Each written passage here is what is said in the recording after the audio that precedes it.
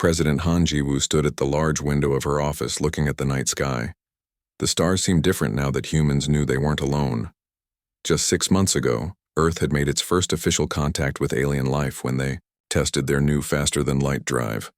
What followed was both exciting and concerning.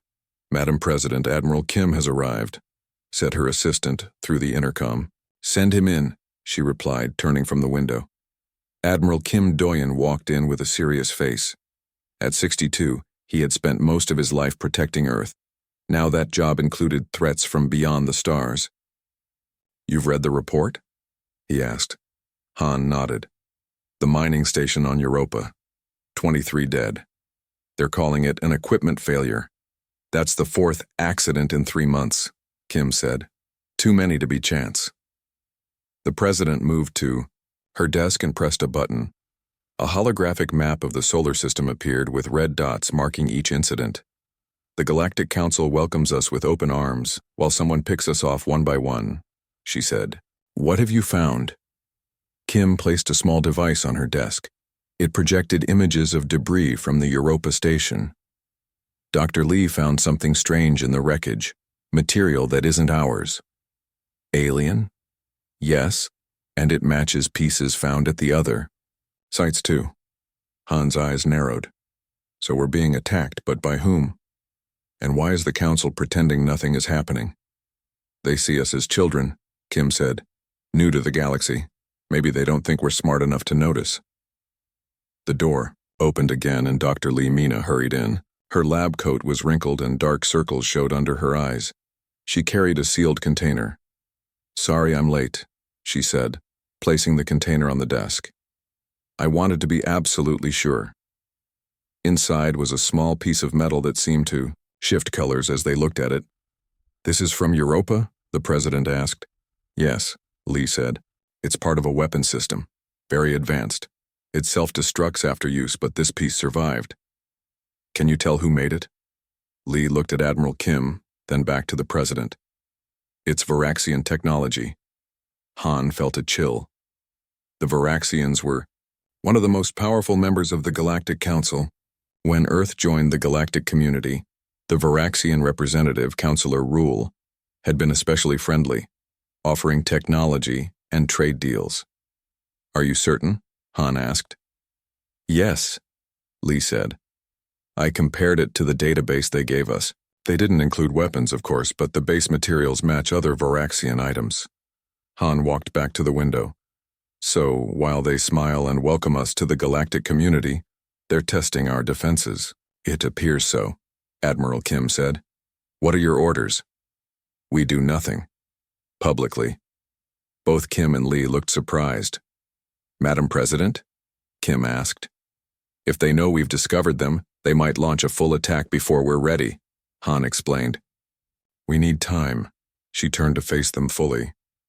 "Admiral Kim, I want you to quietly strengthen our defenses around all outposts. No announcements, no visible buildups. Dr. Lee, keep studying their technology. Find weaknesses." "And what will you do?" Lee asked. "I'll keep smiling at Counselor Rule and the rest of the Galactic Council. Let them think their plan is working." Han's voice grew hard. "Meanwhile, we prepare." 2 weeks later, Han sat in a large meeting room at the United Earth headquarters in Geneva. Screens on the wall showed the faces of colony leaders from Mars, Europa, Ganymede, and the new settlement on Titan. "The official story remains the same," she told them. "These were accidents, equipment failures. The public can't know yet." The Mars governor frowned. "With respect, Madam President, my people are scared. 3 of the victims were from Mars families." "I understand," Han said. "But if we reveal what we know, we risk a panic. Or worse, the Varaxians might stop testing and start a real war." The room fell silent as everyone considered this. "What are we doing to protect our people?" asked the Titan representative. Admiral Kim spoke up. "We're installing new shield systems on all outposts. They look like standard upgrades, but they're specifically designed to detect and block the energy signatures we found at the attack sites." "And our offensive capabilities?" the Europa governor asked. "Also being enhanced," Kim said. Again, quietly. Han stood up. I know you're all worried. So am I. But we need to be smart about this. The Varaxians are testing us, watching how we respond. Let's show them what they expect to see, a young species dealing with growing pains as we expand into space. The meeting continued for another hour, discussing details of the secret preparations. As it ended, Han's assistant entered the room. Madam President, there's an urgent call from Mars Command. Han felt her stomach drop. Put it through. The main screen changed to show a frantic officer.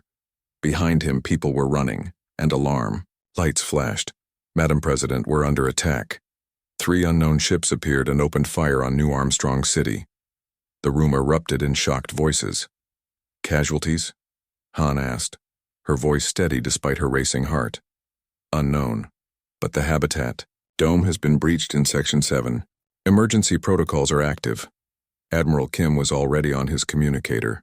All Earth Defense Fleet ships near Mars scramble immediately.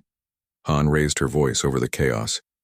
This is no longer a series of small attacks we can hide. This is an act of war. She turned to her assistant. Contact the Galactic Council. I want an emergency session now. Yes, Madam President. The Mars officer's voice came through again. The ships are leaving. They're jumping to FTL. Track them if possible, Kim ordered. Dr. Lee, who had been quiet until now, spoke up. They wanted to be seen this time. They're escalating. Han nodded. Yes, but why Mars? Why now? New Armstrong is our largest off-Earth settlement, Admiral Kim said. Over 10,000 people. It's a statement. Or a test of our response time, Lee added. The emergency continued to unfold as reports came in. The attack had been precise, targeting key infrastructure. 17 confirmed dead, dozens injured. A section of the dome had been breached, but emergency systems had sealed it quickly. Hours later, in her private office, Han received the final confirmation from Dr. Lee's team. The attack ships had indeed been Varaxian. Admiral Kim entered with new reports. Defense ships have arrived at Mars, no sign of the attackers. And the Council? Han asked. They've agreed to an emergency session, tomorrow at 0900. Han stood up straighter. Good. Prepare all the evidence, every attack, every piece of alien technology we've found. What's our play here, Madam President? Kim asked. Han's eyes were cold and determined. For months I've played the role they expected, the naive leader of a young species. That ends tomorrow. She walked to a small table and poured 3 glasses of Korean soju. She handed one each to Kim and Lee. The Varaxians and their council friends think they're dealing with children, Han said, raising her glass. Tomorrow they learn how dangerous it is to attack a human home. All 3 drank to that promise. The news of the Mars attack spread quickly across Earth and its colonies. People were scared, angry, and demanding answers. But on the surface, President Han maintained a calm face. My fellow citizens, she said in a worldwide broadcast. The attack on New Armstrong City was a terrible tragedy. We are in contact with the Galactic Council to find those responsible. What she didn't say was that she already knew who was behind it. As soon as the cameras turned off, Han's expression changed. She turned to General Park Jun, who stood quietly in the corner of the room. Is everything ready? She asked. General. Park nodded. His face showed little emotion, but his eyes were sharp. Operation Silent Shield is active. All sleeper agents are in position. 6 months earlier, when Earth had first made contact with the galactic community, Han had ordered the creation of a secret program. While Earth officially welcomed alien visitors and trade, General Park had quietly sent hundreds of human agents throughout Council space. They posed as traders, tourists, and workers, but their real job was to gather information. And the new weapons? Han asked. Engineer Kang reports they will be ready in 3 days, Park replied. Han nodded. Good. We need them before the Varaxians try again. In a large workshop deep beneath Seoul, Engineer Kang Hyuk hadn't slept in 2 days. He and his team were working on weapons designed specifically to fight Varaxian ships. The alien technology they'd recovered from the attack sites had given them important clues about Varaxian weaknesses. Test number 17, Kang announced. His team stepped back as he fired the new weapon at a piece of Varaxian hull material. The beam cut through, like it was paper. Kang smiled for the first time in days. It works. Their shields can't stop our new phase shift beams. He picked up his communicator. Tell General Park the weapons are ready for production. We can arm the fleet in 1 week. While Earth prepared in secret, diplomat Choi Yuna played her part at the Galactic Council. She sat in a meeting room with representatives from 20 alien species. The Varaxian representative, Counselor Rule, was speaking. We offer our deepest sympathies for the attack on your Mars colony, Rule said, his long face showing what looked like concern. These pirates are becoming bolder. We have seen similar attacks on newer council members before. Choi bowed her head. Earth thanks you for your sympathy, Counselor Rule. We are still learning the ways of the galaxy. Perhaps the council could help strengthen our defenses? She looked innocent and grateful, exactly what the Varaxians expected from humans. They saw Earth as a young, naive species that would soon become dependent on council protection and control. Of course, Rule said smoothly. The Varaxian Empire would be happy to station protection ships in your system. That was what they wanted. All along, Choi realized. Create a threat, then offer protection that would actually be a form of control. That is most generous, she said with a smile. I will relay your offer to President Han. After the meeting, as Choi walked back to the Earth Embassy, someone stepped out of the shadows. It was Counselor Vex from a small world called Tira. The Tirans were known for their honesty, which made them unpopular in council politics. Diplomat Choi, may I speak with you? Vex asked, looking nervous. Of course, Counselor. Vex glanced around. Not here. Please follow me. They went to a small garden where no one else was around. Vex's voice dropped to a whisper. The attack on your Mars colony was no pirate raid. It was ordered by the Varaxian High Command. Choi kept her face neutral, though inside she felt a rush of confirmation. That is a serious claim, Counselor. The Varaxians conquered my people a century ago. We are officially protected members of their empire, but really we are slaves. They will do the same to Earth. Why are you telling me this? Because I have seen this before. The Varaxians find a new species, test their defenses with attacks disguised as accidents or pirate raids, then offer protection that turns into control. Vex looked down. Most species don't realize until it's too late. And the Council allows this? Choi asked. The Council is dominated by old powers like the Varaxians. They don't care what happens to younger species. Choi made a decision. Counselor, Vex, would you be willing to meet with President Han? In secret? Vex looked afraid but nodded. Yes, tonight. But we must be careful. The Varaxians have spies everywhere. Later that night, in a secure room beneath the Earth Embassy, President Han listened as Counselor Vex revealed the Varaxians' plans. They have scheduled a major attack on your lunar colonies in 7 days, Vex said. They believe you are still unaware of their involvement and will be unprepared. And after this attack, they expect us to beg for protection? Han asked. Yes, many species do. The attack will be severe enough to frighten your people but not destroy your infrastructure. They want Earth intact, under their control. Han shared a look with Admiral Kim, who stood nearby. Thank you, Counselor Vex. You have taken a great risk to help us. My people have lived under Varaxian control for too long. Perhaps Earth can succeed where we failed. After Vex left, Admiral Kim turned to the President. We have 7 days to prepare a surprise for the Varaxians. Yes, Han said. Contact General Park. I want our new weapons deployed to the lunar defenses, but keep them hidden until the last moment. And the sleeper agents? Kim asked. Tell them to gather any information on the Varaxian fleet movements. We need to know exactly where they'll attack. Over the next week, Earth forces worked in secret. On the surface, everything seemed normal. Diplomat Choi continued to play the role of a naive human representative, even accepting tours of Varaxian ships as a sign of friendship. What the Varaxians didn't know was that her neural implant was scanning their ship's layouts and sending the data back to Earth. Engineer Kang's new weapons were distributed to key defensive positions around Earth's moon bases. They were hidden inside what looked like standard communication arrays. 3 days before the planned Varaxian attack, Captain Yoon Ji-hee received her orders. As commander of Earth's new flagship, the EDS Retribution, she would lead the counterattack when the Varaxians appeared. "Keep the Retribution and all response ships behind the moon," Admiral Kim instructed her. "When the Varaxians arrive, they should see only our usual patrol ships."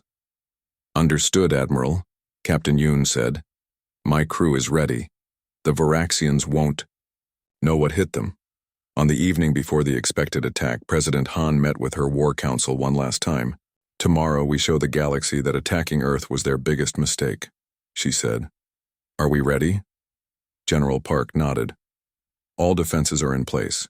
Hidden but ready." The Retribution and 5 battle cruisers are in position behind the moon. Admiral Kim added. Engineer Kang held up a small device. "This is the trigger for all the new weapons. One signal, and every Varaxian ship will face our phase shift beams simultaneously." President Han looked at each of them. "Tomorrow the Varaxians expect to find a helpless prey. Instead, they'll meet a prepared predator."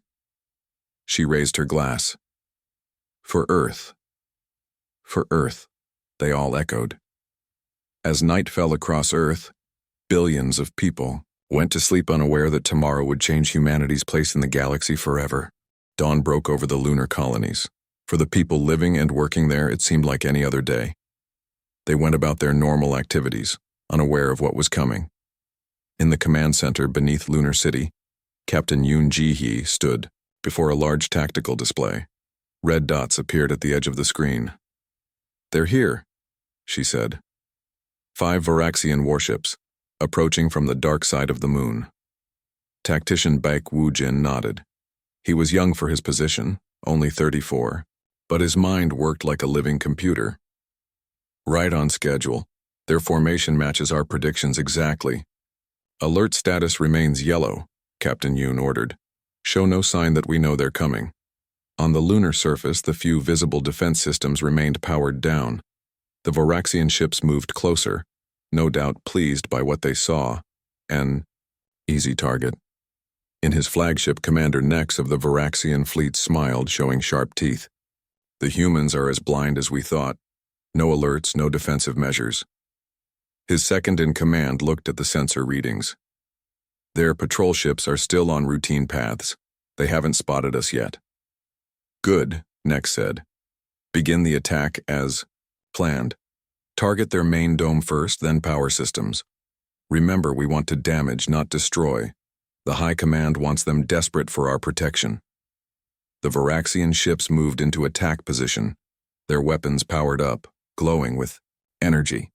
"They're charging weapons," reported an officer in the Lunar Command Center. Captain Yoon looked at Tactician Beck. He nodded once. "Now," she said. Beck pressed a button. All across the lunar surface, hidden weapon systems emerged from what had appeared to be regular buildings, communication arrays, and even fake rock formations. "All units, this is Captain Yoon. Operation Mousetrap is active. Engage." The Varaxian ships fired their first shots, but at the same instant, dozens of phase shift beams shot up from the lunar surface. The beams cut through the Varaxian shields, as if they weren't there. Commander Nex stumbled as his ship shook violently. "What's happening? Report." "We're under attack. Their weapons, they're cutting through our shields." "Impossible," Nex shouted. "Human technology can't—" His words were cut off as another blast hit his ship. From behind the moon, the EDS Retribution appeared, along with 5 battle cruisers. They had been hiding there, engines cold, waiting for this moment. "Target the Varaxian flagship," Captain Yoon ordered. "Disable, don't destroy. We want prisoners." The Retribution fired its main weapon. The beam struck the Varaxian flagship directly. Its engines died and it began to drift. "The other Varaxian ships are trying to retreat," Beck reported. "Cut off their escape route," Yoon said. "Cruisers, 3 and 4, move to position Beta." The human ships moved with perfect coordination, using maneuvers that Bayek had designed to counter Varaxian tactics. Within minutes, 2 more enemy ships were disabled. The last 2 are jumping to FTL, an officer reported. Let them go, Yoon said with a small smile. Let them tell their leaders what happened here. On the main command ship, Admiral Kim watched the battle with satisfaction. Inform President Han. The trap worked perfectly. 3 Varaxian warships captured, including their command vessel. In the Varaxian flagship's control room, Commander Nex was pulled from his chair by human soldiers in space armor. "This is impossible," he growled. "Your species doesn't have this technology." Captain Yoon stepped forward. "You should have done better research before attacking us. Humans don't like being underestimated." "The Galactic Council will never allow this," Nex threatened. "When they hear—" "Oh, they'll hear about it," Yoon interrupted. "In fact, we're taking you to them right now." In the Grand Chamber of the Galactic Council, representatives from over 30 spacefaring civilizations gathered for an emergency session. Council Chair Zril, a tall being with gray skin and 4 arms, called for order. "We are here at the request of the human delegation," Zril announced. "They claim to have evidence regarding the recent attacks on their colonies." Councilor Rule of the Varaxian Empire looked unconcerned. He leaned toward another councilor and whispered, "This should be amusing. They probably think pirates are behind the attacks." The large doors at the end of the chamber opened.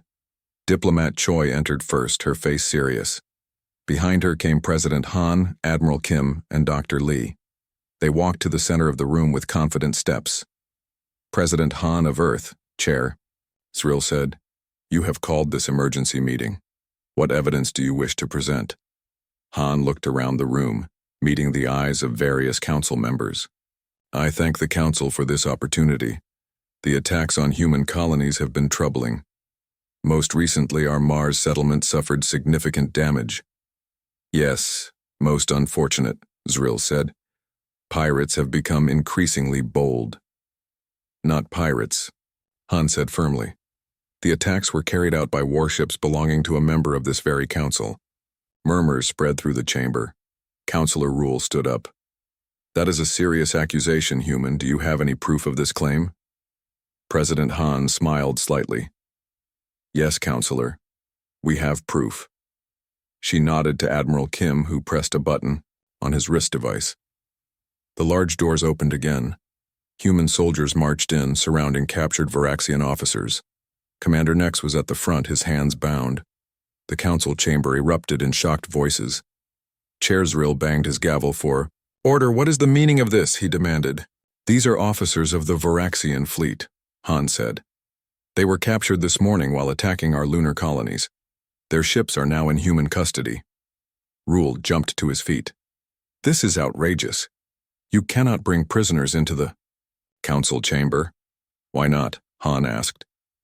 "I thought the council wanted evidence. Here it is." Dr. Lee stepped forward. She activated a holographic display showing pieces of debris. "For months, we have collected fragments from attack sites. All of them contain Varaxian materials and technology signatures." She changed the display to show recording devices. These were found on the captured ships. They contain orders directly from Varaxian High Command to attack human settlements. The council chamber grew quiet as the evidence mounted. Some representatives looked shocked, others uncomfortable. A few, like Councillor Vex of Tira, looked satisfied. President Han's voice was clear and strong.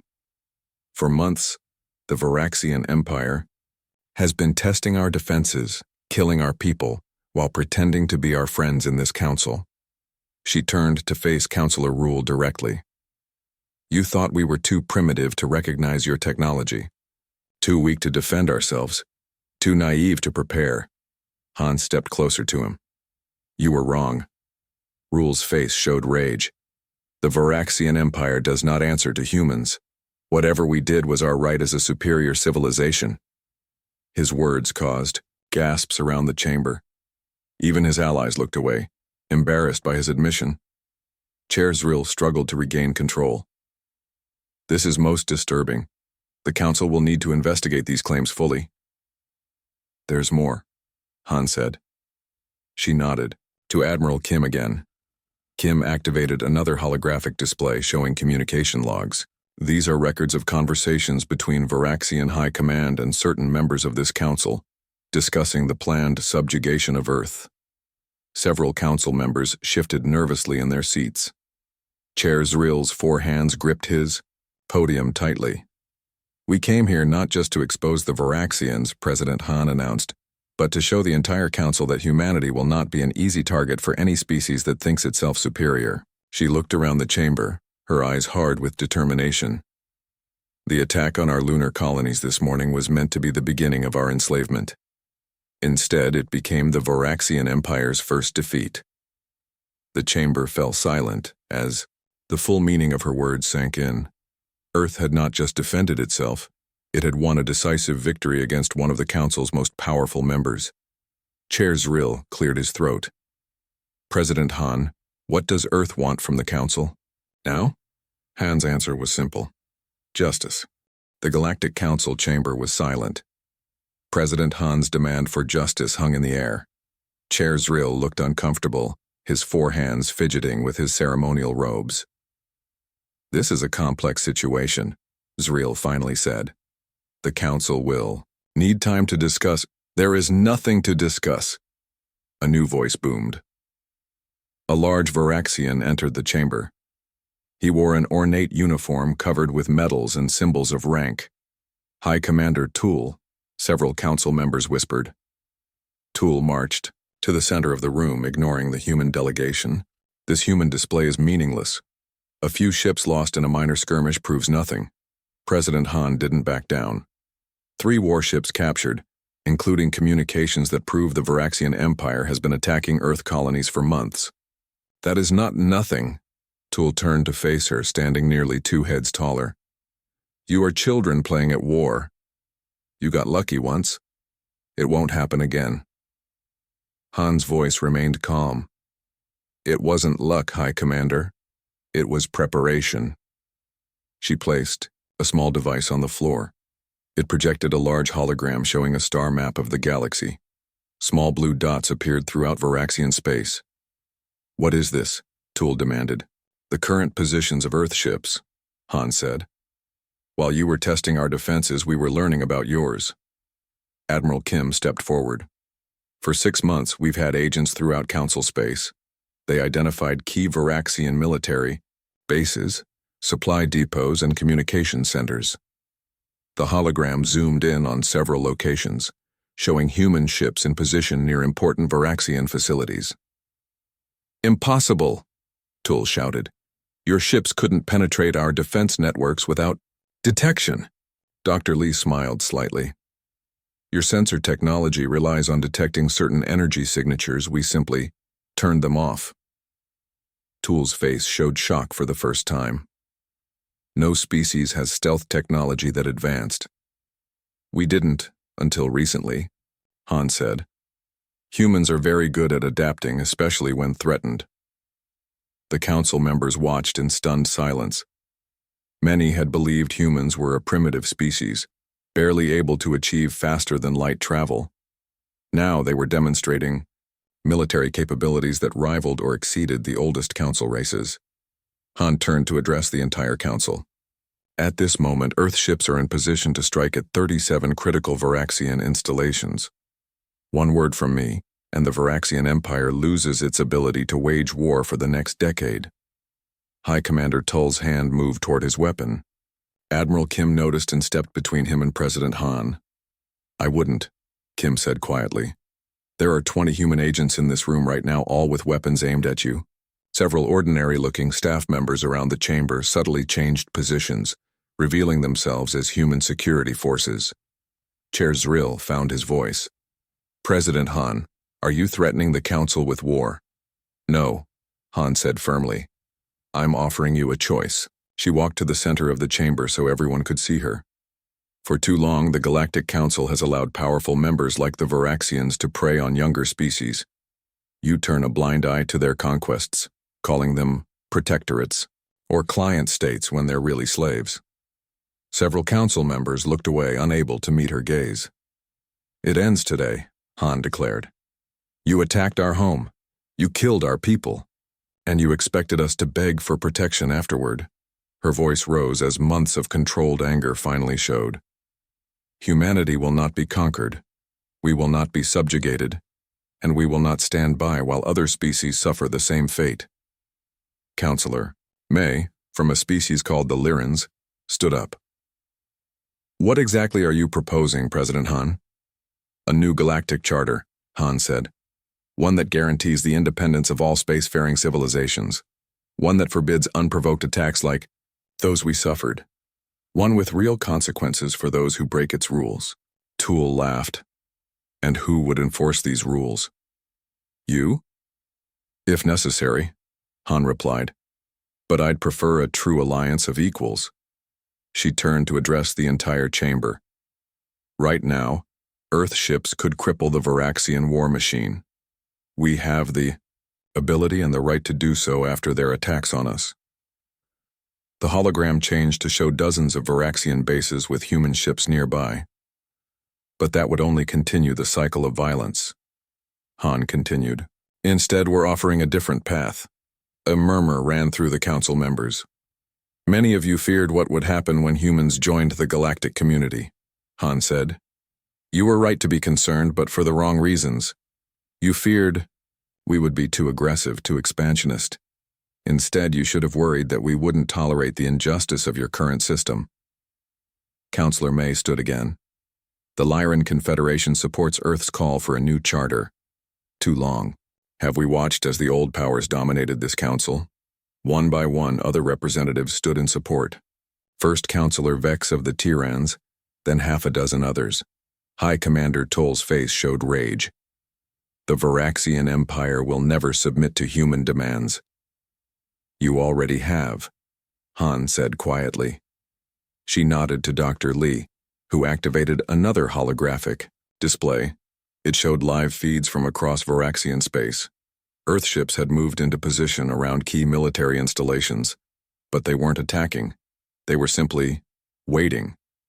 Your Empire's power depends on these bases, Han explained.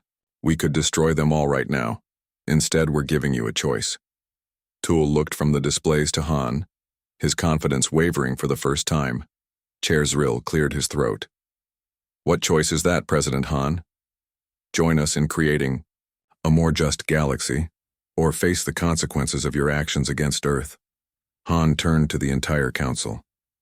The same choice extends to all of you. For too long, this council has served the powerful while ignoring the weak. That changes today. She raised her voice for her final declaration. You attacked our home, and in doing so, you awakened not just an enemy, but a force for change throughout the galaxy. The chamber erupted in voices, some angry, some supportive, all shocked by the sudden shift in power. Chair Zrill banged his gavel repeatedly, trying to restore order. In the midst of the chaos, Counselor Vex approached President Han.